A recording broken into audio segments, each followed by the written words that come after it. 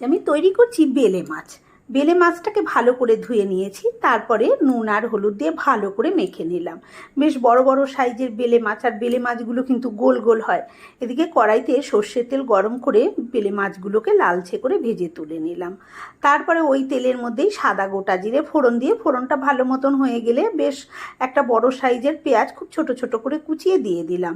Minute দুয়েক নাড়াচাড়া করে নিয়ে 1 চামচ আদা রসুন বাটা দিয়ে আরও একটু নাড়াচাড়া করে নিয়েছি। এবারে দিলাম টমেটো, নুন আর হলুদ দিয়ে খুব ভালো করে টমেটোটাকে গলা পর্যন্ত নাড়াচাড়া করে নিয়ে অল্প একটু জল দিয়ে দিয়েছি, যাতে মশলা না পোড়া লাগে। 1 চামচ লাল লঙ্কার গুঁড়ো, 1 চামচ জিরের গুঁড়ো, 1 চামচ ধনের গুঁড়ো দিয়ে মশলাটাকে খুব ভালো করে কষিয়ে নিলাম। যখন মশলা থেকে তেল সেপারেট হলো তখন পরিমাণ মতন জল দিয়ে দিলাম, আর ঝোলটা ফুটে উঠলে মাছটা দিয়ে দিয়েছি।